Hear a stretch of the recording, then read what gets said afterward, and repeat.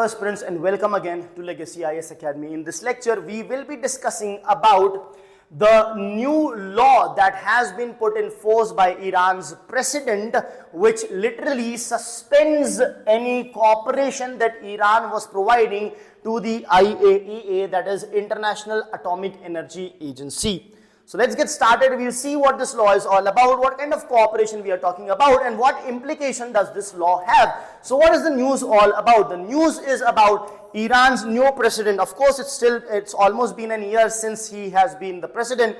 So Iran's president has basically enacted a law which will suspend Iran's cooperation with IAEA. So what was this cooperation all about? Till now, Iran was cooperating with International Atomic Energy Agency with respect to allowing them to enter Iran, allowing IAEA officers to enter Iran and investigate, inspect the nuclear establishments of Iran. Now, why this inspection was provided? Because there are countries, for example, Israel claims that Iran has nuclear weapons or is making or establishing, developing nuclear weapons with the help of nuclear energy. Iran, on the other hand, promised that it will not do so and utilize nuclear energy only for civil purposes. So what next? How do you confirm? So it was the IAEA which was investigating, inspecting and confirming that what the case actually is. So how do they confirm that? So to understand whether the nuclear energy is being used for civil purposes or nuclear weapons, you can simply do that by understanding the amount of enrichment that has taken place. So uranium, which is basically a nuclear isotope, basically can be used in nuclear weapons. So how does it work? There is a process of enrichment of uranium. If you enrich uranium by more than 90%, it can be utilized in weapons. Whereas if uranium is not enriched, it's slowly enriched 2%, 4%, that is required for producing energy for civil purposes. So basically IAEA would inspect the nuclear establishments of Iran in order to understand what percentage of uranium has been, or what percentage of enrichment of uranium has been done, which will then actually tell us whether nuclear weapons are being developed or it is just for civil purposes. However, that cooperation is now suspended through the new bill. So let us see why this happened, what led to this, and what does this mean. Before moving on to that, a very important thing about UPSC preparation. So yes, you all can prepare with Legacy IAS Academy, wherein you will get the guidance of the experts. Now, everyone you see here has given their personality tests. Not just one, many of us have given it multiple times. So that is the amount of experience which will be there at your disposal. Along with that, a huge amount of experience that each individual teacher carries. So along with the expertise in the examination, there is a huge amount of experience in teaching. You club this two, which gives you a recipe for success. Now, what is the advantage over here? See, there are certain specific things I would point out. Of course, there's a comprehensive coverage of the GS syllabus completely. But in addition to this, one-on-one mentorship and doubt solving. And this mentorship and doubt solving is not with respect to solving your doubts with any XYZ faculty who we keep it on a temporary basis or anything like that. Your doubts would be solved by these faculties themselves who are going to teach you. So otherwise, many a places it happens that the face is different, but doubt solving and mentorship is provided by different people. That is not going to be the case over here, so which is going to help you a lot. You will have, of course, daily interaction with the educators. And the important thing that the batch size here is just limited to 40, so that proper attention to each aspirant could be given. You will be having daily mains answer writing practice. In addition to that, of course, you will have the test series for prelims and mains, and you will be given a 360-degree coverage of current affairs. There will be one entire day that will be dedicated for your current affairs studies alone, wherein throughout the day, current affairs lectures will be going on. So without further ado, you can download the app, you can visit the Legacy IAS Academy website, you can call on this number also. So these are the details on your screen which you can utilize to enroll with Legacy IAS Academy. So let's get started. Let's continue with our news. So what is the timeline of this escalation? On June 12th, so this has happened within the 1 month period, this entire bill comes up and becomes an act, and the suspension of any cooperation is done.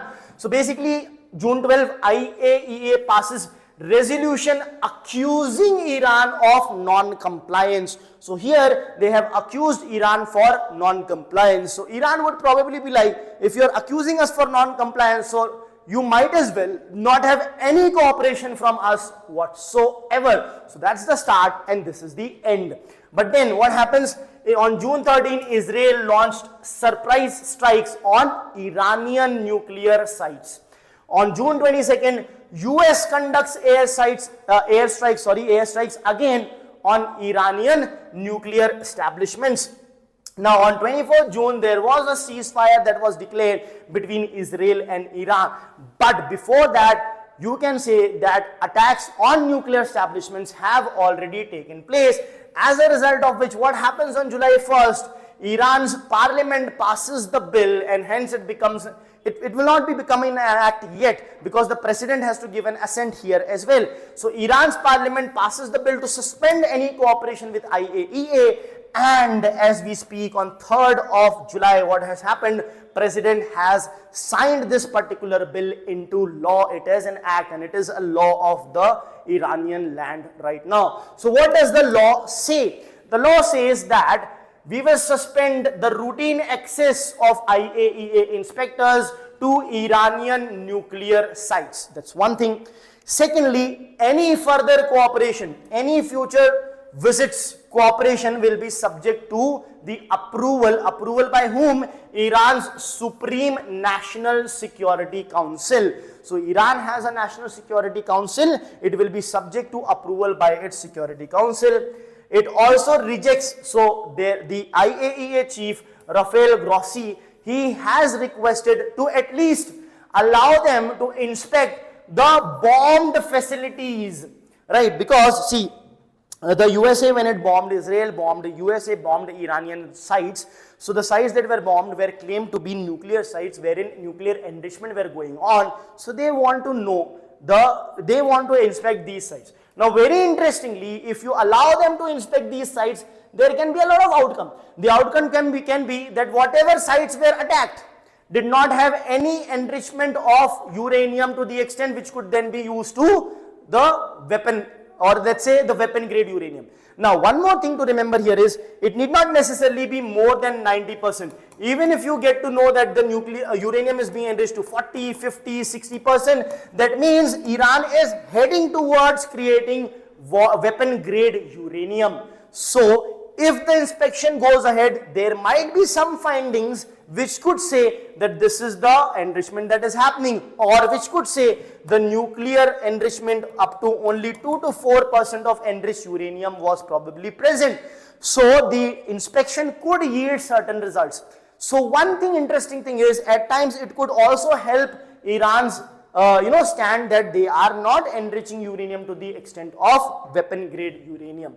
However, it could completely also support USA's stance or Israel's stance over here. Anyway, what has Iran done is, Iran has denied or rejected any such request. Right. Now, Iran is also now looking at a entry ban for the IAEA chief. As we speak, they are looking for banning the entry of the IAEA chief as well. But presently, what is the case? That any cooperation is now suspended, and the demand for the IAEA chief is also denied over here. I hope that's clear. Now, IAEA mandate and the legal framework. So from where did IAEA got the mandate? So basically, it's a United Nations agency which ensures peaceful use of nuclear energy and not for creating warheads. However, the irony of it will be that there are many other countries who already have officially nuclear weapons. So if you want nuclear weapons to not proliferate, you should also let go of those nuclear weapons. But then they are not letting go of it, but at the same time, they are wanting it to not proliferate in the hands of other countries. So there is some sense of hypocrisy, but at the same time, it makes sense to not proliferate the nuclear weapons. However, the country who already are nuclear power, for them it's easy to say with respect to the country who are not the nuclear power so far. So there is this dilemma also which could be explored in UPSC examination. Now IAEA operates under the NPT, that is Nuclear Non-Proliferation Treaty, and of course additional safeguards are also present. Iran is a signatory of Nuclear Non-Proliferation Treaty, as a result of which the support that was provided to IAEA. In addition to that, there is a JCPOA and a snapback clause under JCPOA. So what is JCPOA? Basically, it is an Iran nuclear deal which consists of Iran and P5+1, signed between Iran and P5+1. What it does is it limits Iran's enrichment and centrifuge activity. It ensures that Iran can use uranium, but only for developing energy and not for weapon grade nuclear weapons basically. Now, under this there is a snapback mechanism. What is snapback mechanism? It allows United Nations sanctions to be reimposed if Iran violates the term of JCPOA. So, why Iran came under such a contract? Because sanctions were imposed on Iran by USA, and not just primary, secondary sanctions also. So it became difficult for Iran to trade, as a result of which Iran came under this understanding with respect to P5+1. P5 here means the permanent countries of United Nations Security Council is what we are talking about. So it gave them the right, it gave the IAEA the right to inspect Iran and Iran's various establishment to ensure that it is doing enrichment only for peaceful purposes and energy use for civil society and not for nuclear weapons. But if Iran violates this, then UN can again impose sanction on Iran. So as we speak, by denying any support to IAEA, Iran has in all probability basically what has done is denied, or let's say broken the pact that was there. However, Iran would argue that I am not the one who has broken, it's US, because US walked out of this pact in 2018 itself, so it does not exist. So that is the conflict that can go ahead. Now, what is the strategic implication for this move? Erosion of nuclear transparency has happened. There is a risk of renewed nuclear arms race can happen if Iran also is alleged to have been developing and now fast tracking it. Other countries might also want to go ahead, realizing that nothing happens to the country who develops nuclear weapons, so we might as well develop it. So a domino effect. At the same time, breakdown of multinational institutions, breakdown of the diplomatic machinery, because you are not able to convince a nation to not go ahead with it. At the same time, nuclear brinksmanship replaces cooperative verification. What is nuclear brinksmanship?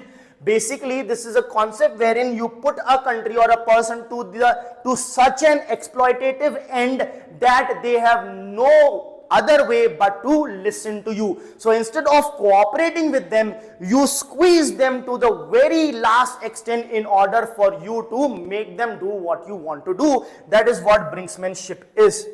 Now, what is the domestic and geopolitical driver to this decision? The domestic and geopolitical driver is basically Iranian nationalism.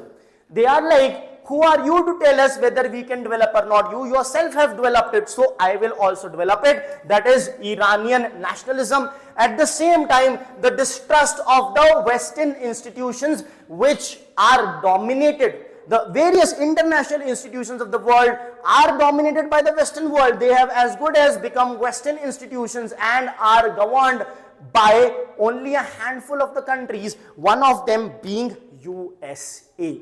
So that's the reason why the support has been taken away and this law has been now imposed. Thank you.